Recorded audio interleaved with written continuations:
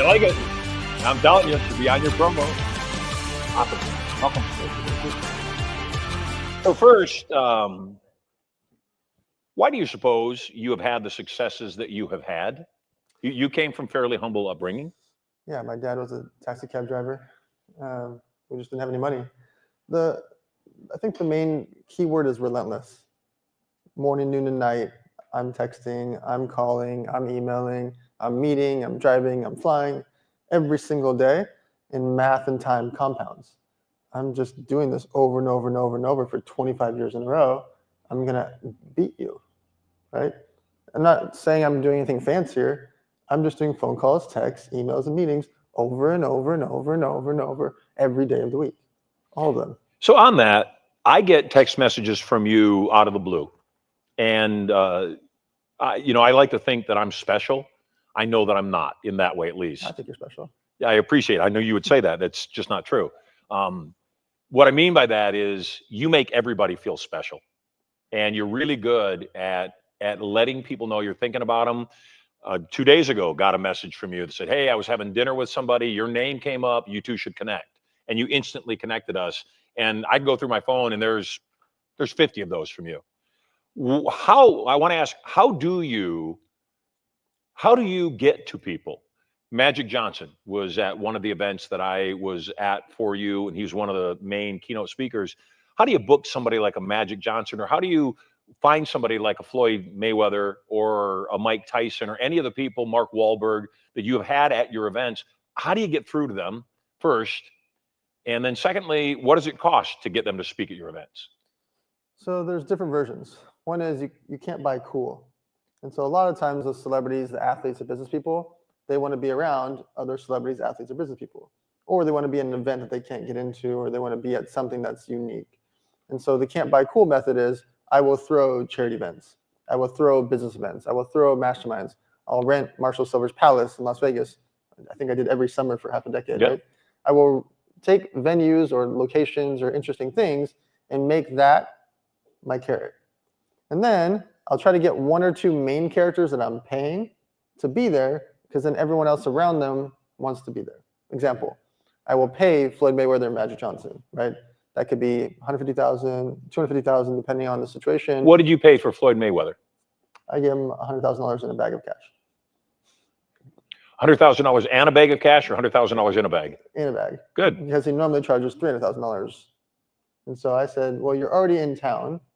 You don't need to travel. You don't have to pay for your staff. Can we do it as a favor price? And that was it. Cool. But normally he gets between $250,000 and $300,000 is right. a normal speaking fee.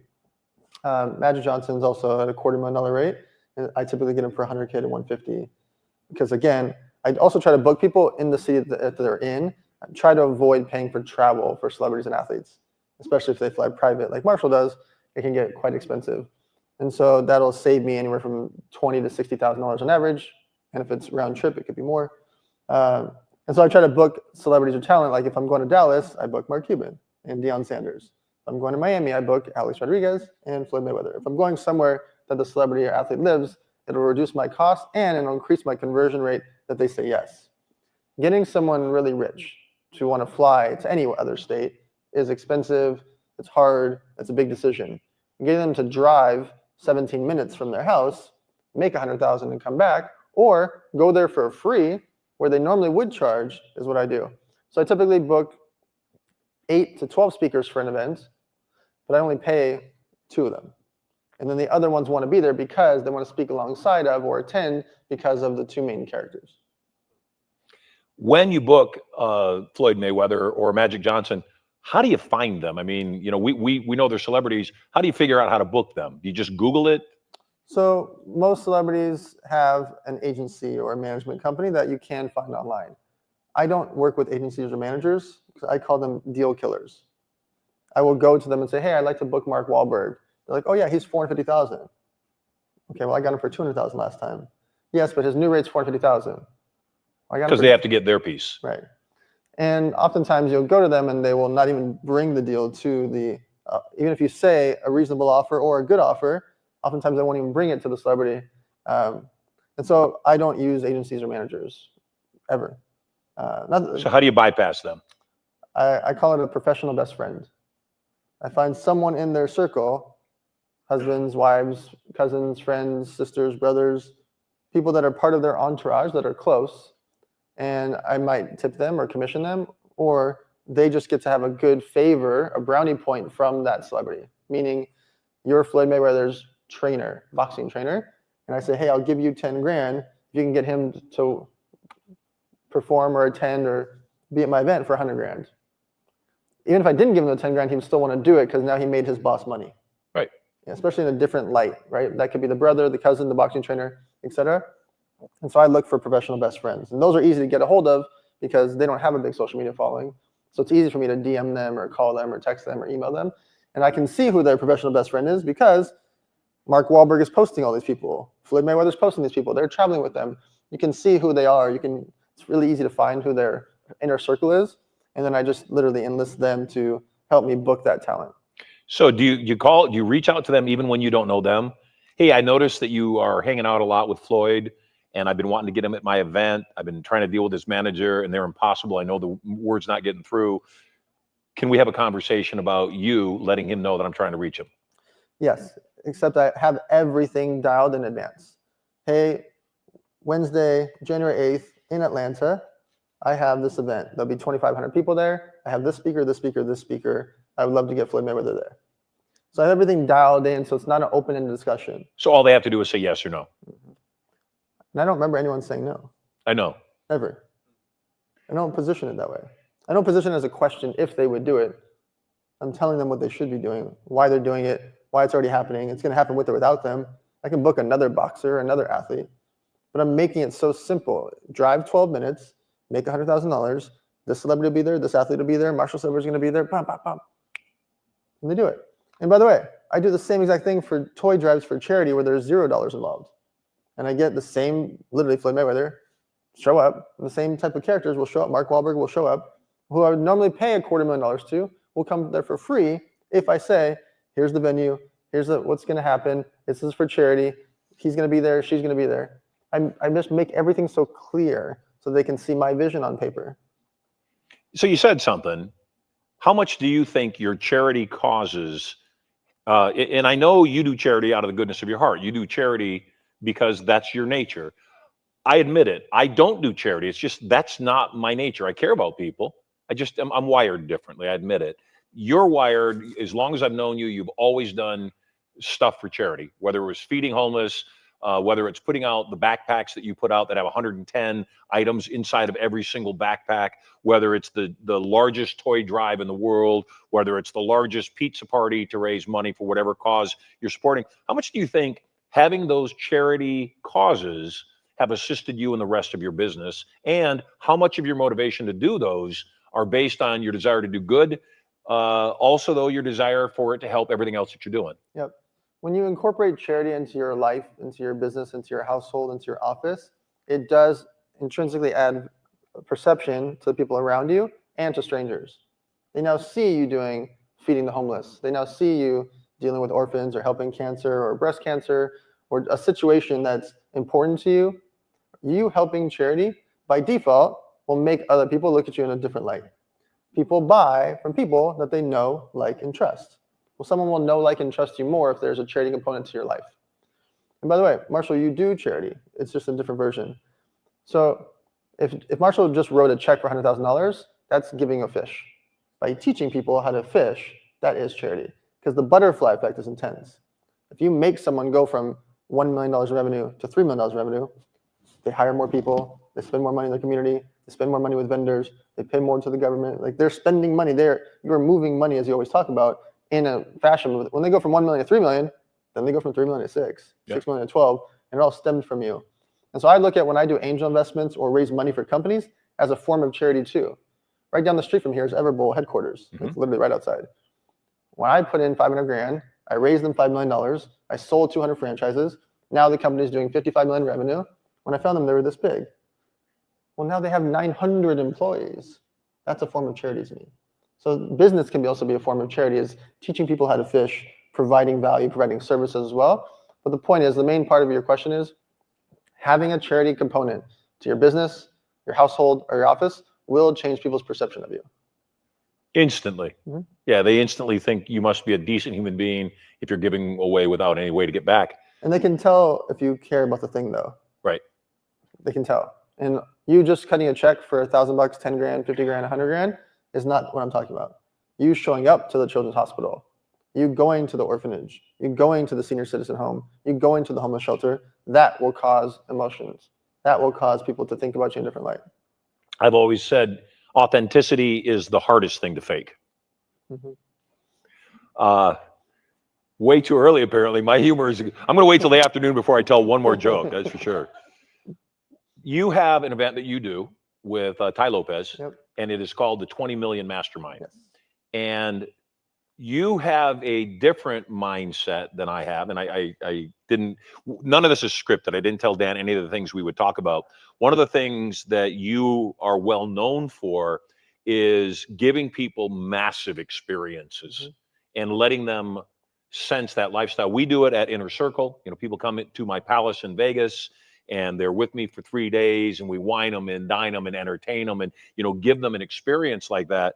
You, in my opinion, are over the top. I mean, it's crazy. Every event I've ever done with you or attended that you were throwing, it's over the top. And the 20 Mil Mastermind is not an exception.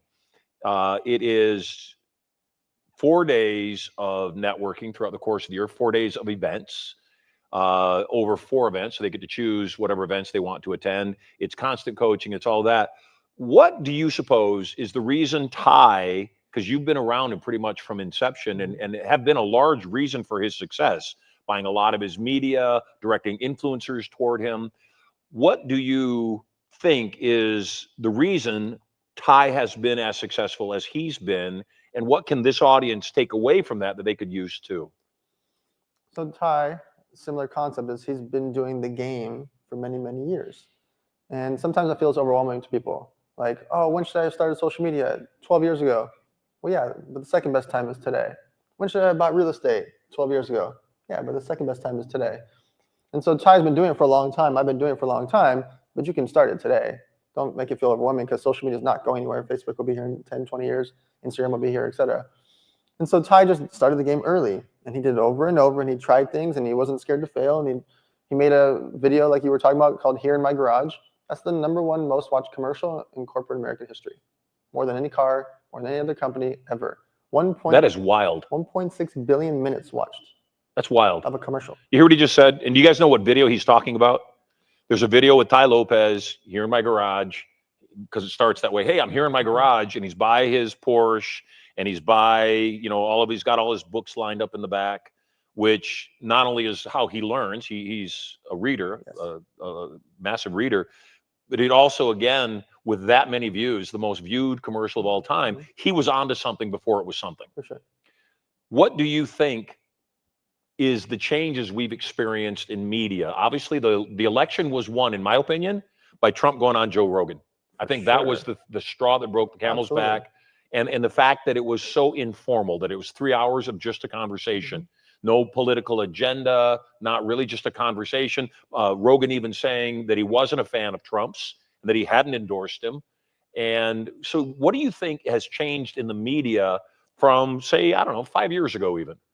So the power of podcasts, the power of social media, the speed of it is insane. Just a few hours ago, Justin Trudeau finally resigned. Thank God. Which is massive. Yeah. It went so viral that the whole world knows about it. They don't have to wait until tomorrow to read the paper. They don't have to wait to watch CNN at 7 p.m. They don't have to wait for anything anymore. They find out right away from their cell phones in moments, and everyone shares it, everyone reposts it, and the information is sent out there super, super, super fast. Now there's people that anytime that they want to can put out content and have way more views and way more listeners that care rather than traditional media. So all our lives, people thought getting onto this news station or getting onto NBC, CBS. Oh my God, that was the pinnacle, right? When we grew up, like I was dying to get onto CNN or NBC or even local television because that was the pinnacle. Now I've got more views than they do. Literally today, before I get to the parking lot, I can get 1.3 million views. And by the end of tomorrow, it'll be at 5 million views, which is what CNN gets. Right. From my phone. Yes. That's insane. Now imagine that Joe Rogan has 60 times my followers. And so the difference with this election in particular, by the way, is the consistency of the support. So people thought, oh, because Taylor Swift and Beyonce and Oprah went and posted about Kamala Harris, that was going to be huge. It would have been if they were consistent, not getting a check one time and talking about it one time. Obviously, Joe Rogan, Elon Musk, et cetera, didn't get checks. Right. But the concept is the way that they did it by getting these household names. Those are very big names, the biggest, if you will. Right. Beyonce, Oprah, Taylor Swift, for the example. Them talking about it once, them posting about it once, is not going to move the needle. In Joe fact, Rogan, Elon being might relentless, move the needle backwards. Correct, because you can feel that it's paid. Right. The consistency of Joe Rogan talking about it over and over and over, the consistency of Elon tweeting over and over and over, the consistency of the passion over and over and over is what has led us to this moment. How many of you, when you found out that Oprah had been paid $10 million to interview Kamala, said to yourself, no matter how you felt, why? I did.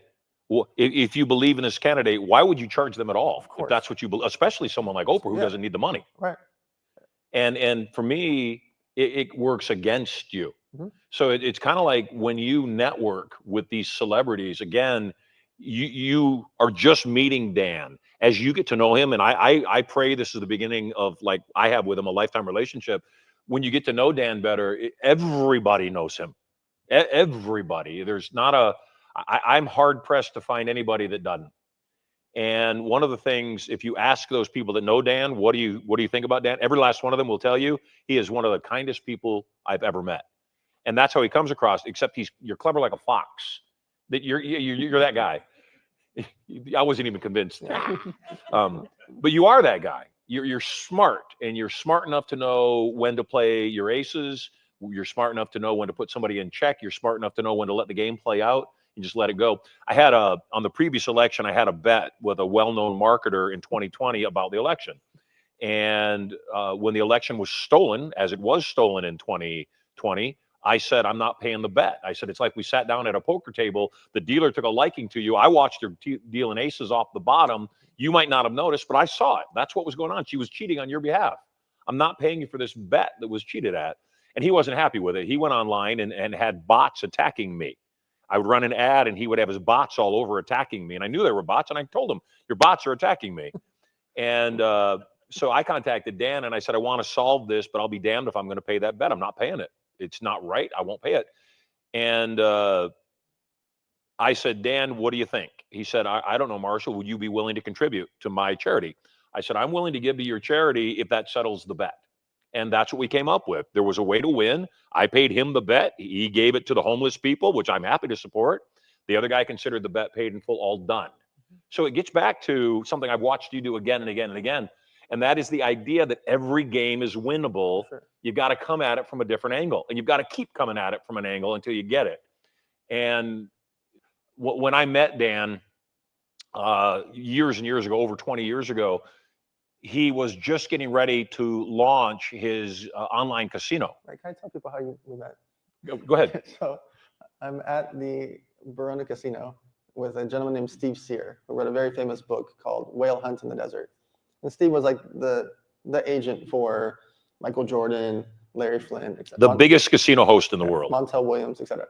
And I go over there and he's like, oh, you got to meet Marshall. He's down here underneath the casino. I'm like, what do you mean by underneath the casino? He's like, no, there's a private room that Marshall has underneath the casino. I said, I don't really understand what you're saying. There's an underneath. Where do you meet Marshall? You'll understand. So I go in there and he's got the max bet across all 6 spots, which I've never seen anybody else do. And we're talking, he's playing with $1 million. And then the next morning, and by the way, this is before social media, like I think maybe there was MySpace back then. I get a phone call from him at like 8 in the morning. Hey, I'm taking a jet to Las Vegas from San Diego at 9 a.m. Do you want to go? And I look over at my girlfriend like, hey, I'm flying to Vegas right this second. I got to go. And I run out the door. She has no idea what I'm talking about. There's no text messaging back then because there was no smartphones back then. And I jump on a plane to Vegas for absolutely no reason other than to hang out with you. And here we are, 20 years later. Well, and here we are. And that's a really important point, that one of the reasons Dan has been so successful, and certainly one of the things that I do, not to the degree that you do it, is if I have free time, if I'm going to have lunch, I very quickly want to see who could I have lunch with, For sure. who might be in this area. If I'm sitting, God forbid, waiting somewhere at an airport, or whatever I might be waiting, my brain, a little bit like your brain, but a lot on your end, is wired to say, what could I get done in this time? Absolutely. Who could I talk to? Who could I invite? Who could be a part of it? So if I have empty seats on the jet, how many of you would like if I gave you a call and said, hey, I've got empty seats on the jet, come join me?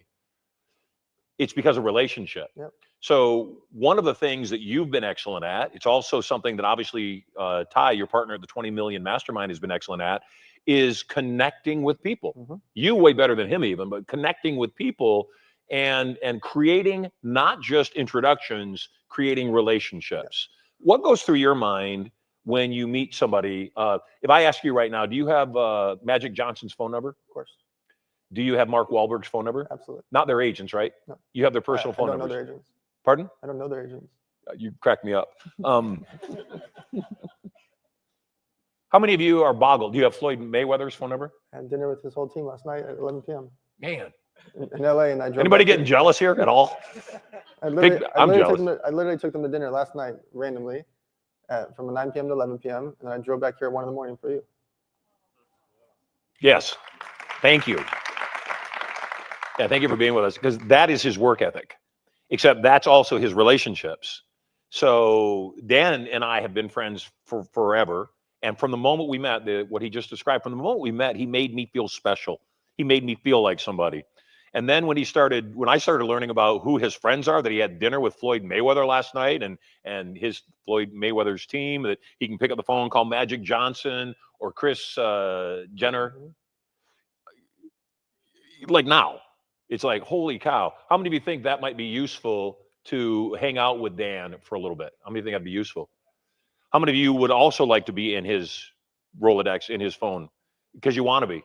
Because again, I'm telling you, I know Dan, and I saw him doing it when I was speaking.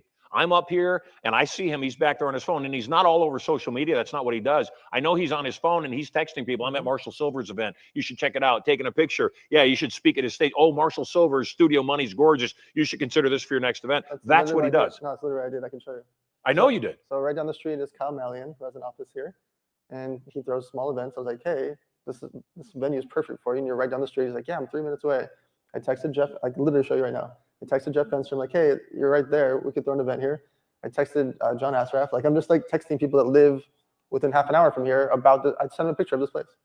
Like, I can put it on the big screen. I swear to God. Like, no, I believe you. That's his superpower. His superpower is he networks. So when somebody else, like me even, when I have a mastermind, it's about me. How many of you have been to Inner Circle? It's about me. It's about you, but it's about me. I don't usually say that out loud. We can hear. I know. It's. I mean, if you paid, I mean, look at me. It's about me. With Dan, it's never about Dan, and that is his superpower. It's always about his guests. It's always about everybody else. It's always about what can he do for everybody else. Because by default, I still win. Yes. There doesn't have to be a clear result of the win. I know if I get 3 of my friends to book your venue, by default, the butterfly effect happens. I don't have a direct commission or direct result that's measurable, but I know that if all of a sudden events are happening here that my friends are throwing, and they've got 300 people and 400 people and 200 people, and I'm speaking at their events sometimes, and some of my friends I'm sending them sometimes, and maybe I was like, hey, can you help me raise money for my charity? Like, stuff just happens, even if there's no clarity in advance. I just know by the action happening, the butterfly effect happens. Yeah. And that is, without a doubt, one of the greatest qualities that I've seen in Dan is that we've known each other over 20 years. He's referred countless people to me that I've done business with and made millions of dollars. He's never once asked for anything, ever. There's other people, I'll go to a party with them and I'll meet somebody at the party, and then later on I'll do business with that person and I'll get a call from the person I went to the party with. Oh, you owe me. You wouldn't have gone to that party if it weren't for me. And it's like, what are you talking about? So the proximity to you has made me millions of dollars. Verifiable, count them out, right in the bank account, can say, this is where I met this person, this is where I met that person. And by the way, there are times when it's okay to do an introduction for money when there's a direct correlation. Like if you're like, hey, this person wants to buy concrete and they want to buy $2 million of concrete and you're a concrete supplier, there's nothing wrong with you saying, hey, pay me 2%, 5%, 10% of concrete. But if you introduce someone at a party, hey, my friend does concrete. Hey, this is my friend that throws events. And then 6 months later, like, oh, I happen to buy $2 million of concrete. You have nothing to do with that. The difference is when there's a direct thing that is for financial commerce, there's nothing wrong with making commission from it. But for the most part, when you're doing introductions, the butterfly effect is way more valuable. What do you think is most valuable about 20 million mastermind? Which, by the way, I want to point one more thing out. I have come to the realization that it doesn't behoove us to own our primary residence. It goes against everything that has been taught forever. Yep. We have, Erica and I say we have about $4 million in equity, maybe give or take, in the Palace in Vegas. And the only reason I've kept the equity there was because I didn't want Erica to have nothing. God forbid I should die. I don't believe in it. If I was single, I would never have that much equity in the house. I've kept the equity there. And over the last couple of years, as the economy shifted, I've come to the realization that it doesn't behoove us to own our own property. Dave Ramsey? Dave Ramsey? Yeah, Dave, thank you. You knew who I was going to say. Dave Ramsey will tell you, owe nobody anything. Except Elon Musk won't say that. In fact, Elon Musk doesn't even own his own house. Grant Cardone recently has said, no reason to own your own home. Own other pieces of real estate, own investment properties, make money off of that, don't own your own house. And I believe that to be true. I think that's really wise. You own a ranch just north of here. Which I listed for sale. Which is up for sale now. Yeah. But you own a ranch, and I believe you bought this ranch for your ex-wife, right? Yes. How many of you guys will do anything for the people you love? How many of you will even do foolish things for the people you love? Maybe even sometimes go, why did I do that? And it was only because you loved them. So Dan buys this ranch. How many acres? 26 acres. 26-acre ranch in Temecula. It's gorgeous. It's beautiful. How many animals do you have there? 209. 209 animals. And we're not talking like cows and pigs and sheep and chickens. No, we're talking about camels and llamas and ostriches and emus and what else? Zebras and tortoises and everything you can imagine.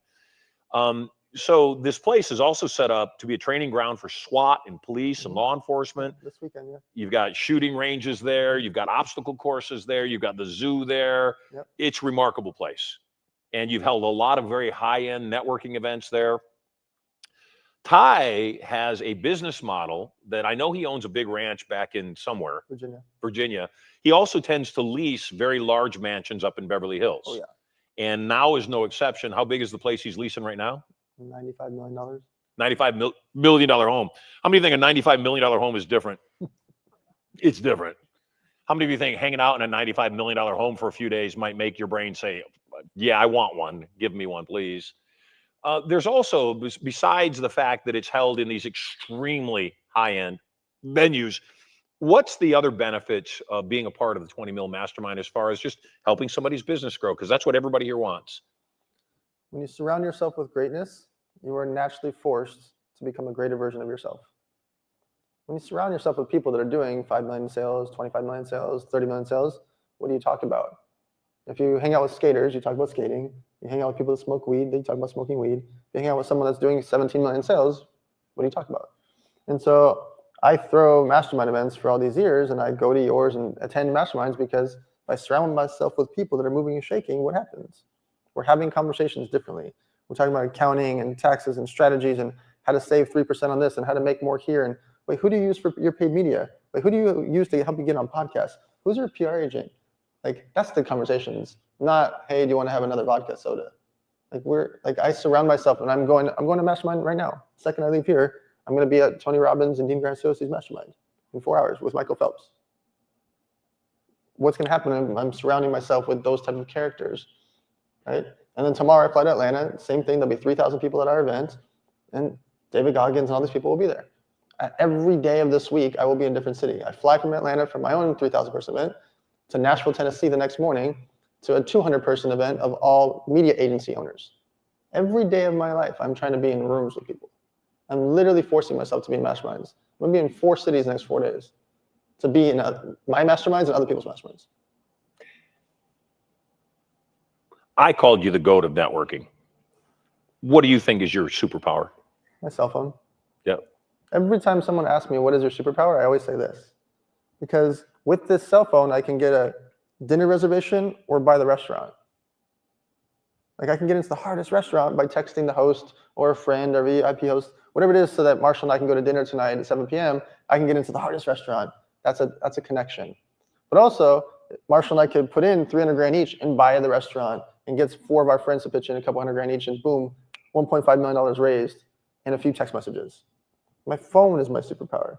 And I build up my superpower every single day, because every day I'm doing group chats, I'm flying to events, I'm in the room, post on social media, text message this, group chat this.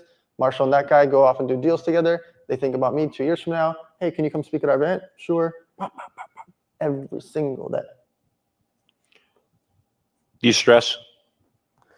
Yes, except that it's part of the game. So like stress to me, the reason I'm so calm and like I don't have big emotional swings, I know I'm gonna have situations. I know there's gonna be problems. I know there's gonna be headaches. I know there's gonna be situations with employees and he did this and she said that. That's just part of it every single day. So why would I get emotional about it? Like the stress part to me, I don't want to say irrelevant, but it's just I know what's going to happen. That's why I'm unemotional. If you're like, oh shoot, we just got a lawsuit for $300,000. Okay, so we're gonna hire a lawyer. We're gonna get forensic accounting. We're gonna do this. Go through all your email. Like, I'm just gonna fix it. A business owner is a firefighter, and so I don't panic when there's a fire. I'm a firefighter. It's my job. I figure out. Let's get the hose. Let's make sure we get the truck behind us. Let's get 4 other people to help us, and let's fix it. Let's put the fire out. Did you hear what he just said? I think that's key.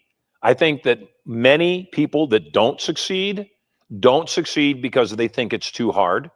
And the people that do succeed because they realize this isn't hard, it's required. It's a part of the business. And I tell people all the time, the quality of your life will be the quality of your ability to ask for and embrace more stress. Where most people think if I'm just more successful, I'll have less stress. That's not going to happen. No. You become more successful, you're going to have more stress. You cannot get away from that. You're going to have more stress. So the reason I asked Dan is he and I, through the course of the 20 plus years we've known each other, have watched each other go through ups and downs. The only distinction is we both know, number one, the stress is temporary. Whatever you're dealing with today is temporary. Be positive about that. It does not define you. It is not the end of your life. The second thing is realizing that highly successful people, whether you're Dan Fleyshman or Elon Musk or anything in the middle, or anything not successful yet, it's the same stresses. It just depends on how you deal with those things. Do you get upset? Do you say there's a way to win? I've got to just keep checking it out. You and I share an affection for escape rooms. Mm-hmm. We both love escape rooms. In fact, there was a point where we were potentially going to go into business setting up escape rooms. We love them so much because that's what people that are successful do. We find something we like, and rather than dining in the restaurant, we say, no, I want to buy the restaurant. I want to be able to eat here all the time. And the thing about escape rooms, by the way, who's done escape rooms? Who's never done an escape room? You have to. You need to do an escape room. Yeah. Because the escape room is built on the idea that you're locked in a room. You got to solve all these riddles to escape from the room. They don't lock you in and keep you there until you escape. You get kicked out after 60 minutes because the other customers are coming in. But the key is to not get angry at the room. Mm-hmm. And in fact, that's the key in life, is never get angry at the game. That's really wise for you to just say, no point in getting angry at the game. I got to play it anyway. I'm going to have to deal with what I'm dealing with anyway. Getting angry only makes it worse, not better. I don't think more clearly when I'm angry. How do you deal with stress? And so when stuff comes up, again, you're doing the Aspire Tour. You guys will be in 12 different cities this year, usually 2,500 to 5,000 people per event. I know that they are very extravagant events. I know you have 2 partners in it, and the partners tend to spend more money on things that, in my opinion, don't matter as much. And so you got to deal with all those things. You got to deal with your partners doing things you may not agree with. How do you deal with all of that stress? What goes through your brain to minimize the impact of getting sued or having things go south, or the fire marshal shutting your event down at the last minute because you've got too many people there? How do you deal with stress? What's the first thing that your brain says? How do I fix it? Every single thing, when it happens, you have a decision to make. You can sit on the floor and cry about it, or you can fix it. And even if you can't fix it, that's part of the game too. People pass away. I can't fix that. Right? I can't bring someone back. That part is part of the game. When you get into a situation and the water hoses go off or the sprinklers go off all of a sudden on 2,600 people, by the way, that actually happened to us last year. You fixed it. You get everybody, hey, everybody get up and get out, and we will get these things turned off, and we'll start the show back up, and we'll get David Goggins back out here. You fixed it. Otherwise, I could stand on stage like, ah! What is that going to do? When someone's flying the plane, what would happen to the pilot's like, ladies and gentlemen, ah! What would you guys do? So is that part of what makes a leader attractive? They can deal with stuff? Absolutely. That's what we talked about in the beginning, right? Deal with what emerges, get over stuff. And getting over stuff is your ability to go, so what, now what? Mm-hmm. By the way, I hadn't heard that, but we've had a similar circumstance where sprinklers go off or alarms go off. And I used to do my show in Vegas at a hotel that was infamous for their alarms not working properly. And every 30 to 45 minutes, their fire alarms would go off. Oh, there was nothing wrong. The fire alarms would go off. Well, they would often go off while I was doing my hypnotic show. So a lesson in that is finding your life less than perfect is a waste of time. You've got to find everything that's happening perfect and deal with it. So what would I do? The alarms would be going off and I'd say, and right now you believe you can hear fire alarms going off. That is a sign you're going deeper and deeper into trance. And later on, I'd have somebody come up to me and say, you know, I didn't think the hypnosis was working for me. And then all of a sudden I heard those sirens. I was going, holy crap, it must be working. Because there's no way they would set off the fire alarms just for his show. But those are, that's the Elon Musk. I remember when he was introducing the Cybertruck. And he said, these windows are bulletproof. And he came out and he smashed it, and it just shattered everywhere. Yeah. And what did he say? He said, well, that didn't turn out the way I had anticipated. Except he just kept going. Yeah, he didn't stop. No, he didn't stop. And how many pre-orders? Rocket ships explode, and what does he do? He makes more rockets. Makes another one. Yeah. He did how much in deposits for Cybertruck? Hundreds of millions in deposits for the Cybertrucks before they're even built. How many of you would like to be able to say, hey, I've got this idea for a product, pre-sell enough to fund it and then some before you even get started? And by the way, that concept is something you should write down. It's called dry testing. If those pre-orders for the Cybertruck hadn't come in, I guarantee you he would have refunded everybody that put down a deposit and moved on to the next project. Apple just discarded their program to build cars. And they've been working on it for decades, spending billions annually to develop cars, and they just moved on. What would you say is one of the best ideas you've had in your career? Never reinventing something. Elaborate. I never invent anything. We all have this idea that we can invent stuff, and it's nice to think that, but there's 8 billion humans now. There's been billions in the past, and we all have X amount of ideas per day. So just the sheer math of it is egotistical to think that you're going to create something new. So what I've always done is take the wheel and make it faster, stronger, more efficient. When I started my energy drink, there was 900 energy drinks. I just made mine 0 sugar, 0 carbs, 0 calorie.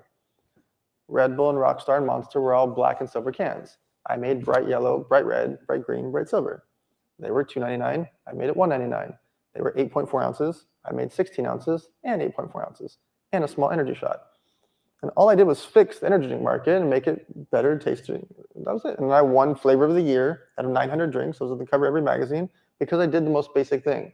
0 sugar, 0 carb, 0 calorie, cranberry pineapple compared to cough syrup tasting. Right. Green tea. No one else had green tea. I didn't invent anything. I just made it more efficient. I went and did hoverboards. There was a $1,500 hoverboard and $1,800 hoverboard. That's too expensive. If you buy 2 hoverboards for your kids or 3 hoverboards for your kids, that'd be like $5,000, $6,000. That's crazy. I made mine for 1/3 of the price. It took them 4 to 8 weeks to ship. I shipped the same day. I looked at theirs. They were kind of basic. I added speakers and lights. I didn't reinvent the wheel. Someone already had hoverboards. Hoverboards were already a big thing. I did 5.4 million in sales, spending $0 in 4 months. I'm making it better. And I've done that every time in each industry. I'm not trying to be egotistical and thinking that I can make it from scratch. I just look at markets and see what there's a void in. And right now, there's a void in multiple markets, and so I'm trying to fix them. Thank you.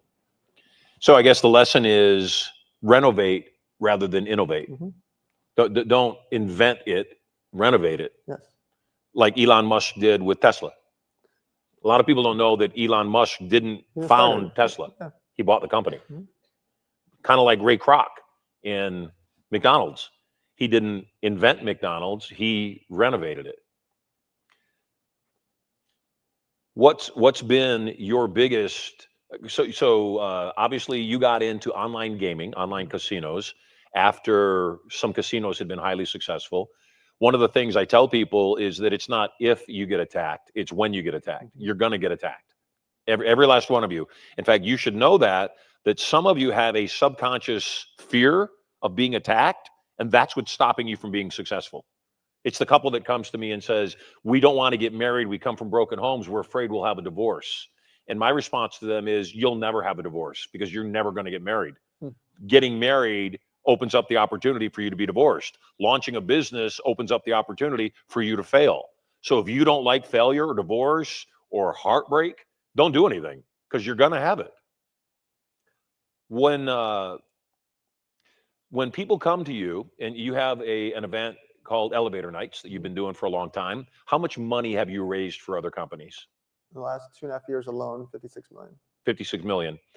And when people come and do pitches for their ideas, we got a lot of people in this room that have ideas, have businesses they might want to raise capital for. I know that's a part of what 20 Mil Mastermind does, is you put like-minded people together.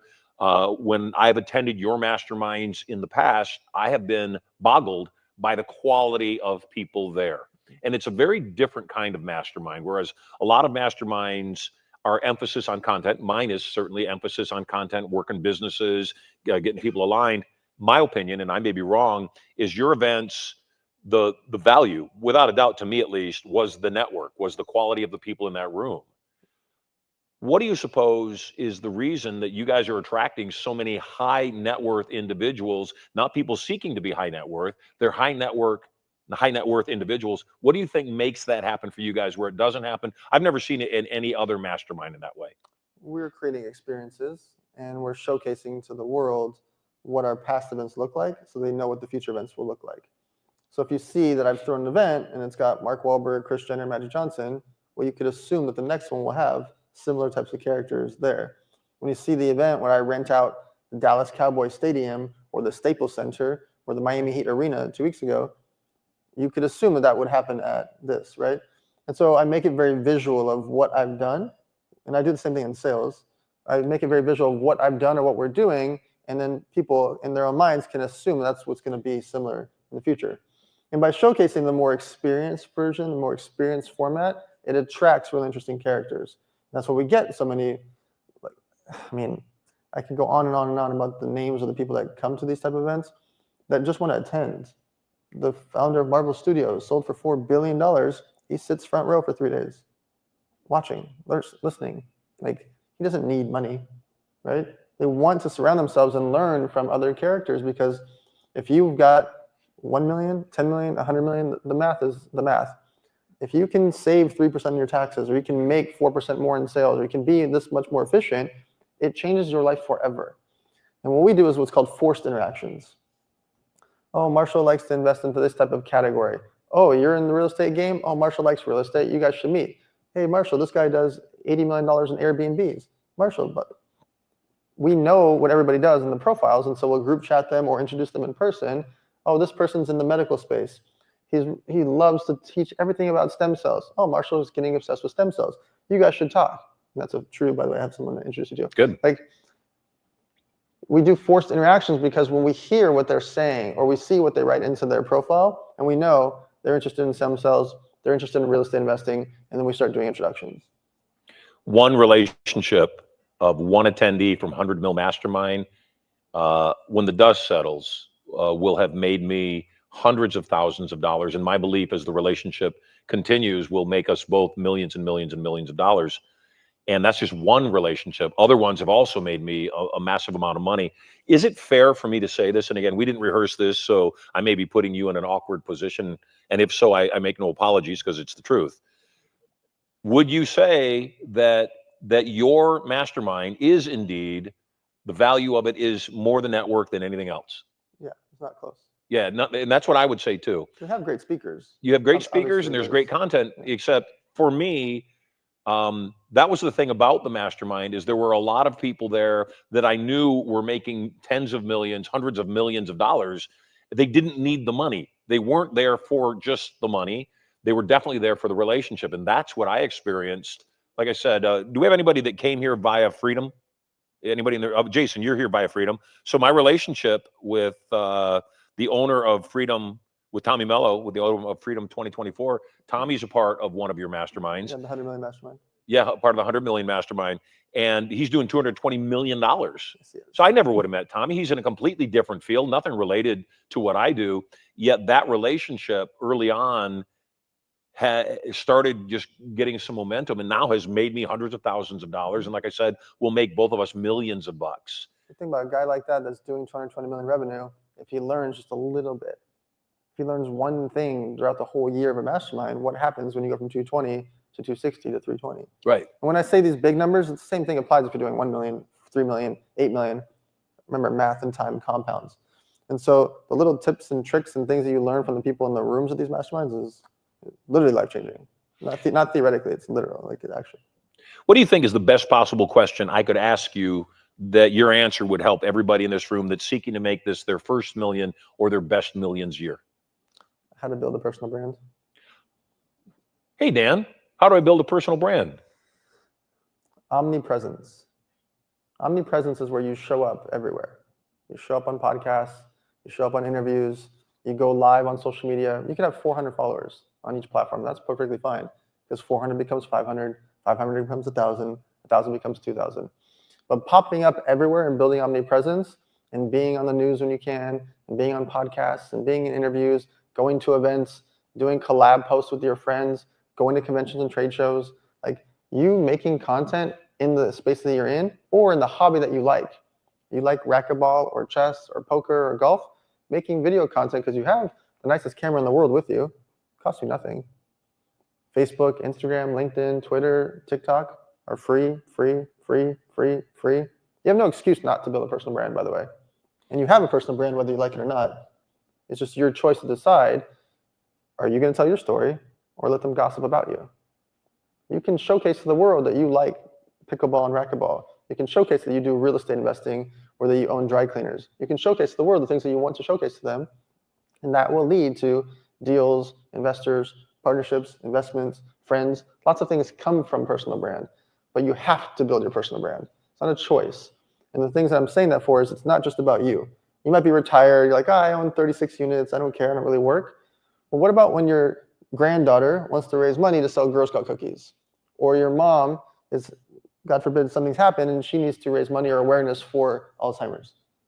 You having a personal brand can help 4-year-olds and 90-year-olds at the same time.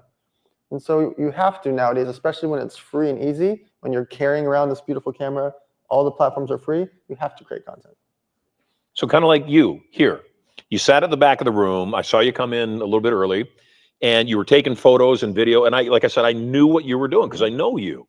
He's not only taking videos and posting and saying to his associates in the area, John Assaraf, or the founder of Everbowl, saying, you should do an event here. You should check this place out. Studio Money's gorgeous. Come down here. But he's also posting on social media because he's here. People are interested in you. How many of you have not yet posted that you're here at First Million? You've not yet posted anything. Put your hands up. Put them all up. That's 80% of you. We've got a stop and repeat outside. We got a place for you to take a picture in front of the First Million banner. We've got the stop and repeat here with the Rolls Royce and the private jet and the yacht. Take the pictures. Let people know what you're up to. Let them know that you're learning. Not only does it make you look better, like your authority rises, but you're also now an asset to them because they're saying, what is that? I need that knowledge. I need to network with people like you. Oh my God, I had no idea that you were into the same things that I'm into. Can we do a live video to show them? Sure. Record a video. Yeah, let's do it.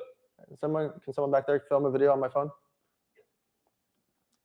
I gotta go to the airport anyway, so this will be perfect. Okay, so if you could be here. Actually, I want the car in the back. How about we get in front of the car? You want to go down? No, this way is good. Okay. This way is good. Oh. So again. So by the way, what he's doing right now, jumping in and getting the footage in front of you while we're doing this, don't be shy about it. Don't be shy about getting your footage. Don't be shy about grabbing somebody and shooting that or getting the photograph of the celebrity or the influencer or the person that you want to influence. I want to be able to see, let me know if you can see the 20 mil mastermind, First Million, and the car. Not that wide, I can go wider. That's good. This is good, actually. So all I'm going to do is I'm going to say where we are. Don't push play yet. I'm going to say where we are, and then you explain 31,000 square feet. Yes. Cool. 3, 2, 1.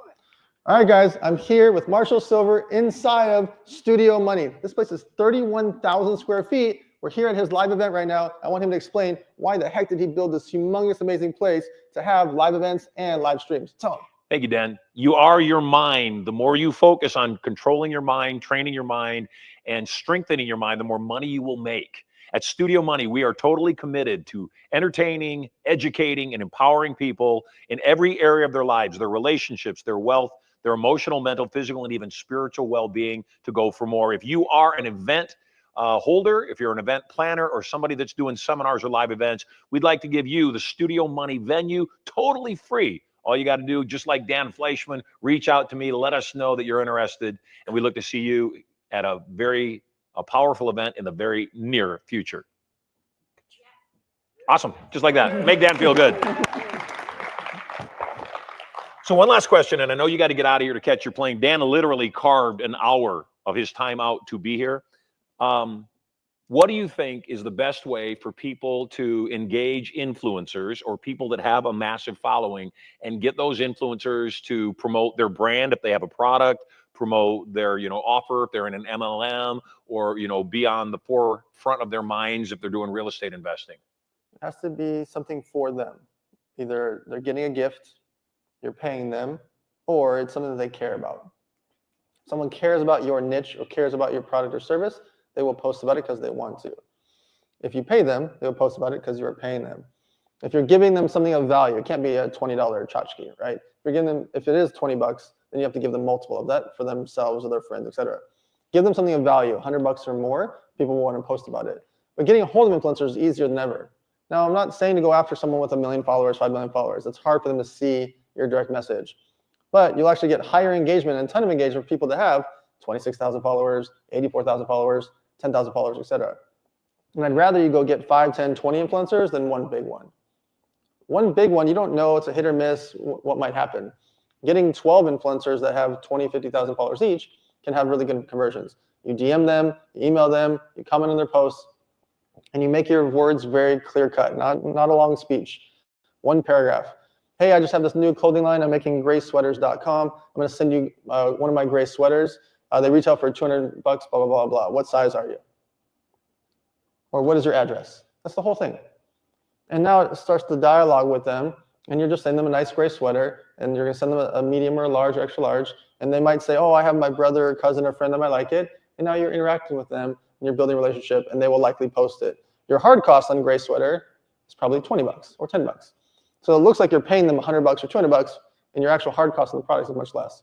So the point is, if you have a product, a service, a brand, etc., interacting with people that are either in a niche, health, fitness, real estate, business, finance, they're in a niche that works for you, and then try to hit up a bunch of them. Also hit up the podcasters because they're really good at making content in that niche. Go after health and fitness podcasters or business podcasters, real estate podcasters, etc. You, like today, make time for as many people as possible. I told you it was going to be an intimate crowd. I said, it's not going to be huge. You said, I'm there. I know you to do that for everybody. I know you jump on podcasts, you jump on, by the way, how many of you anybody have a podcast in the room? Would anybody like to have Dan on their podcast? You should contact Dan. I'm not saying that he will, and I'm not going to put him on the spot. Make it interesting, like he's saying. You want him on because not only is he a fascinating guest, he also is massively connected. One last question before we wrap up. What's your big thing that you want to accomplish in 2025? I'm in full-fledged scaling mode. I'm like gasoline on the fire. I can't even explain it. Like I am full-fledged joint venture, social media, podcasting, all across the board. And I'm finding the things that work because I can see the matrix now. I know how to scale things. And so I'm all in. I literally tell all my paid ads guys, break my credit cards. I said, here's 4 different credit cards, break them. I literally have to do fraud alert calls on the drive back right now because of how many charges from Facebook happened today. I'm not exaggerating. I'm in full scale mode. That's my entire goal for 2025 because I'm seeing what happened in 2024. We just did the world's largest toy drive for the 11th year in a row. Well, I got to make it bigger this year, right? We did the Miami Heat Arena. Okay, well, I need to get multiple arenas now. I just launched a mortgage company. Okay, well, I hired my first 6 people. I want to hire 60. Everything to me is just about scale. I'm not trying to do a bunch of new deals. I want to scale the ones that I have. What do you think we should look toward in 2025 that we weren't seeing in the last 4 years? You can feel it. You can feel it. The truth is here. Yep. And everything now, when it's nonsense, gets ripped to shreds finally. And all the wokeness, all the nonsense. It's not even just about politics, just reality is here. The reality is there are boys and girls. There is no third. Right. It's okay to say that. And before, it was like, oh, I would get canceled. You cannot cancel me for reality. Right. When I go to get a surgery, there's either boys or girls. When you have babies, only one gender can do that. The reality of life is finally okay to talk about these things, and that changes a lot. Yeah. Because there was a lot of delusion last few years. And it hurt our children, and it hurt adults, and it hurt people that were protecting adults, protecting children, it's nonsense. And the nonsense is finally gone. Yes. And it's happened here. Yes, for sure. Hey, thank you for showing up. I know that you have a plane to catch. I wanted to give you a gift before you take off. This is 10 ounces of Marshall Sylver, pure silver. This used to be worth less than it's worth now, and it will continue going up in value. So if you have not invested in pure silver, you should invest in pure silver. My gift to you. Thank you. I appreciate it. Everybody make Dan feel awesome. I love you. Safe travels. I appreciate you taking the time. Bye, guys. You feel good.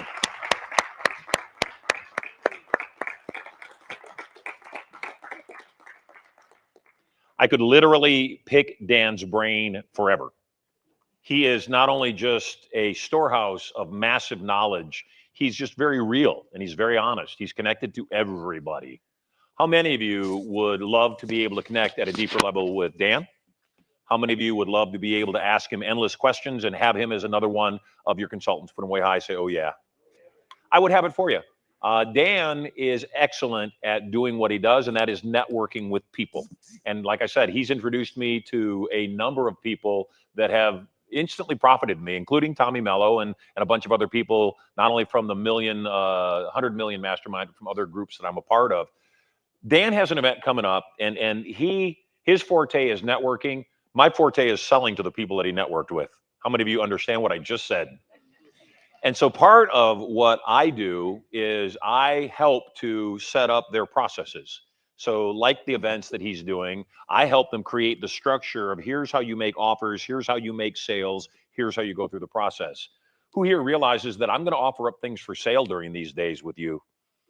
How many of you realize it's the core foundation of how I operate? In fact, if you haven't written it down, I want to remind you and write it down right now, because this is the thought you have to be thinking about all the time in order for this to be your first million or your best millions year. Write this down in quotations. I should sell them something. That should be on your mind all the time. I should sell them something. And then figure out what the thing is you should sell them. We are in a period of time that you want to be ahead of the curve. One of the curves you've got to get ahead of is AI. You have got to learn AI. Not understanding AI will put you so far back, you might not be able to recover. I realize many of the people that come into my rooms tend to be closer to my demographic, tend to be older than they used to be. When I was in my 20s, the audience was always filled with people in their 20s. I'm level 62, and I tend to have people that are a little more mature. One of the things that I know about people as we level up or mature, it's easy to get stuck in our ways. It's easy to think things are this way. This is how it's done. This is how it's always been done. I mean, I'm so glad you made it. Welcome. They held you in Chicago, didn't they? Not a place you want to get stuck either. So glad you're here. Way to go. The thing that I know is that it's not enough to network. You've got to, and Dan talks about that a lot. So now that he's gone, I'll put my 2 cents in. After that, Dan networks, and his process of just continually doing things and doing things and doing things, that's good. And it works for him. I also believe that it could be tweaked, that you can do things and do things and do things. And you also need to make offers. You need to make offers, whatever it is, because it could be something in passing. You could say to somebody, you know, again, the car was detailed 2 days ago. It looks remarkable. The moment that he detailed the vehicle, I said, oh my God, I got to tell people about this. In fact, we were talking about his company, and we were talking about what they were doing. And immediately my brain is saying, okay, here's ways to do this more efficiently. Here's how you could make more money with this. And he said, hey, I'd be happy to, make this available to people while they're waiting out in the parking lot while they're in here, come in with a dirty car, go back out to a completely detailed car. I talked about it this morning. Every single person you encounter is a relationship. Every single person you interact with is an opportunity for both of you to win. So find the win. Dan has an event coming up. What do you think it's called? The 20 Mil Mastermind. That's what it's called. And it's the events. They hold 4 of the Mastermind events a year. 2 of them at Dan's Ranch, 2 of them at Ty's Palace in Beverly Hills.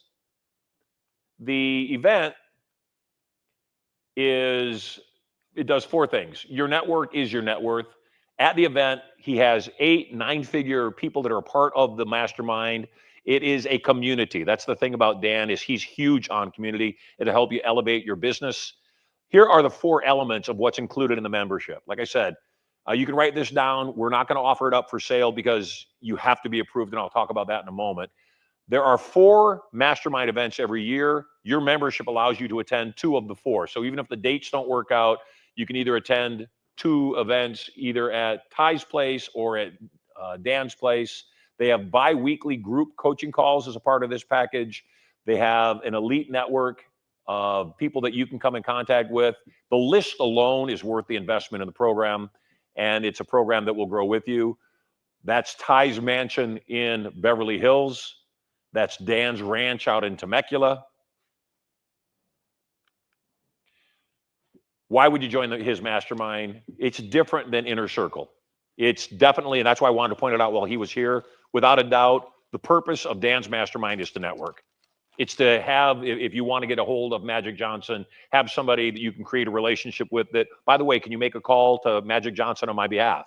Could you reach out to Floyd Mayweather? I've got this brand new device that I'd like to introduce him to. It might be useful to him. Without a doubt, that is this value. Proven scaling frameworks. When you go there, you'll see people that have grown their businesses from 0 to tens, if not hundreds of millions of dollars. Ongoing mentorship throughout the whole year. It's pretty remarkable. Scan this. I'll tell you up front, just scan that. That'll take you to his offer page, which will tell you more about the 20 Mil Mastermind. You're not obligated. Scan it. That's his landing page, gives all the details. The investment for his 20 Mil Mastermind is $20,000. It includes, like I said, 2 events, 2 days each. You choose from the 4 events through the year, bi-weekly coaching. You will obviously, if you're a part of the 20 Mil Mastermind, have Dan's phone number. You'll have Ty's contact information, so you can get a hold of Ty Lopez as well. And I'm going to give you one more thing, and this is limited to 3 people, only 3 people. Everything that they give you is what anybody that goes to that page would get. I'm also going to include, for 3 people max, an additional half-day private half-day with me. I sell that private half-day for $30,000. So I'm also going to include a private half-day with me for 3 people, the first 3 people that become involved in his 20 Mil Mastermind program. Scan that, go to the page, fill it out. If you are indeed approved and you're allowed to join his 20 Mil Mastermind, all you got to do is let us know that you were approved, and I will schedule a private day either in Vegas or here in Carlsbad for you to spend that half day with me. Sound good, everybody? Awesome. So, so far, we are 1 half day into 4 days of training, plus another 3 days of Turning Point coming up. Who's really glad to be here? How many of you needed this in your life right now? You needed to be excited. You needed to be focused. You need to be on track. One of the things that Dan was talking about is dealing with stress and dealing with challenges. No matter what's going on in your life, you're going to have to deal with it. How you respond to it will be 100% up to you. I've been praying a lot and asking for guidance, divine guidance a lot. And I said, when I was in the steamer and I was meditating, which I meditate in the steamer a lot, the first message I got was stronger mind. The second message I got, though, was higher connected. That basically, if I am my mind, then I need to connect with the ultimate source, which is God. I need to be open to God's guidance. I need to ask God for direction. I need to ask God for discernment, which I do all the time, including getting my stem cells done. You know, the night before I had the stem cell injection, I didn't sleep very well that night because I'm getting somebody else's DNA basically injected into my body. And I said, well, what if the woman whose child's umbilical cord this came from was a crackhead? What if, you know, the person that comes to my house, this is the first time they've ever done injections? Any number of things could be wrong, except I said, God, guide me. Just guide me. That night, while I'm tossing and turning in bed, my phone that's on my nightstand buzzes. Somebody has text messaged me, and it's one of my dear, dear, dear friends, one of my best friends in the world. And I open up the message and I look at it. It says, I noticed you posted something about stem cells. You may not know this. I've done stem cells in both of my knees, my lower back, both of my shoulders, and in one of my wrists. Best thing I ever did for myself. This is somebody I trust with my life. I needed that. I needed that person to say, Marshall, you're going to be okay. Just do it in the morning. So before I go to lunch break, we're going to break for lunch for 90 minutes. I want to open up the floor to any questions, or if there's no questions, I have a pocket filled with cash. And throughout the course of this event, I like rewarding people that have breakthroughs. If I think the breakthrough is big enough, I may just reach in my pocket, pull out $100 and give it to you just because you had a breakthrough, because the rich get richer. So before we go to lunch, I want to open up the floor to either questions, stuff you're working on, or something you learned this morning. You say, I needed to hear that this morning. It was ideal. Who's got something for me? Yes, Sylvia. Let's get your microphone. Melissa and I were having a conversation on the way here this morning, and not going into a lot of detail, but we were saying we're wondering about some things that were going on. And one of the things that you mentioned was that that resourceful people will, and that's not the word I used, will create something without knowing how they're going to accomplish it. Entrepreneurial exaggeration. Yes. They say, I'm going to do this thing. And both of us looked at each other when you said that, right? That answers that one right there. Yeah. Elon Musk, sitting in traffic, says, I should create a company called The Boring Company. Yeah. Build tunnels. And everybody laughed, said, oh my God, that's so ridiculous. Guess what? We have 80 miles of in Las Vegas now. Tunnels. 80 miles of tunnel. And most people in Vegas don't even know they exist there. All built because he put it out in the universe and the universe responded. Yeah. One of the things that I just struck me that Dan said is you cannot cancel me for reality. That quote right there just opened up so much of my brain because I've been a little bit leery of posting things because of the wokeness. The pushback. The wokeness, yes. The wokeness of people who don't think like I think. And I am thankful for that quote because my bold and sexy self is going to be reality. Yeah. Exactly. So, yeah. And I think right now that's pivotal for all of us is that we are in a period, like Dan said, there's no more BS. How many of you feel a different, whether you like Trump or not, how many of you would acknowledge you feel a difference between now and 2016? In 2016, Trump didn't really get to be president. He got attacked for the whole time he was in office. You know, Hillary's saying, oh, the election was stolen. And then in 2020, they say, well, elections can't be stolen. Okay. But how many of you realize we all had to tolerate the concept that there's multiple genders? And, you know, I identify as a cat. It's like, I saw the best thing. I saw the best thing. Some cop pulls this guy over and the cop asks him for his driver's license. And the guy says, I'm not going to give you my driver's license. I identify as a dog. And he said, okay, is this guy beside you? Are you guys in a relationship, boyfriend, girl? What, you know, what's going on here? He goes, no, I'm his owner. And he said, okay, so you can either give me your driver's license right now and we can do this the nice way, or I can arrest you for letting your dog drive your car because as far as I know, your dog's not legally allowed to drive the car. This afternoon, we're going to talk about a concept called entering their neuroses. What does that mean? You enter their craziness because that's the only thing they can hear. And the moment that person heard, you can either give me your driver's license or I can arrest the person in the passenger seat for letting their dog drive their car because that's illegal. Which do you want to do? The guy reached in his pocket, pulled out his license, of course, and handed it to him. So sometimes we've got to enter the neuroses of the world to get the world to see how ridiculous it's being. Who realizes we're in that time right now? Now is the time for you to be bold. Boldness is rewarded. Not baldness, although that's rewarded too, apparently. Boldness is rewarded. You got to be bold right now. You've got to have courage right now. You've got to stand up for what you believe in right now. And again, I look forward to a time when you and I, or you and anybody else, or me and anybody else, where we can disagree with somebody and still be friends. I look forward to a time when people start laughing at my jokes again. I'm really looking forward to that. Thank you. Yes, sir. Right. Thank you. Yeah, this kind of ties in a little bit to what you said, but it really goes back to what something Dan said about creating your personal brand. Because all of that is going to flow into your personal brand. I hadn't thought about that before, but it doesn't mean you have to have be an expert in something. It just means you have to put out there things that are interesting to you that maybe it's going to be interesting to somebody else, and some of this other stuff come across, obviously, as you do that. But hey, you know what? If people aren't going to like it, some people are. It's kind of like the song that says, some girls like guys like me, some girls don't. Doesn't matter, right? Some people are going to like it, some ain't. Don't worry about it. And that's a great point. Make him feel good. That's a great point. You know what Dan was saying about building up your brand. That is what the 20 Mil Mastermind is about. It's about building brand. That's what they're best at. He didn't even get into the fact that there was a point where he was spending millions of dollars a week for influencers.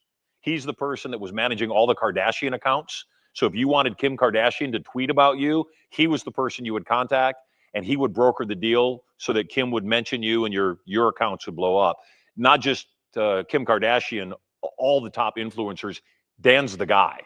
And so when he talks about building your own personal brand, he knows what he's talking about. We're Studio Money, we're going to start doing classes. We're going to have a weekly class on note investing. How many of you would love to understand how to invest in notes? So we're going to have a weekly free class on investing in notes. We're going to have a weekly free class to teach people how to invest in tax lien certificates. Do we have anybody that came here that is doing tax lien certificates? So we want to teach you about tax liens. How many of you would like to learn about tax liens? Right now, both note investing, the money's in the money, but also tax liens, because we're coming out of a very barren economic time, you're going to see both notes and tax liens surge. You're going to see those investments surging just because people went through tough times for the last 4 years. It's already started. So in order to teach those classes every single week, need an instructor. I have a local guy that I've known for 20 years that does those kinds of, they're called previews, does previews. And he goes in, he learns about a topic, and then he learns how to teach people in a limited way about the topic before they go on and learn more. So at any rate, he came in, he sat down, and we were talking about him coming on board with Studio Money.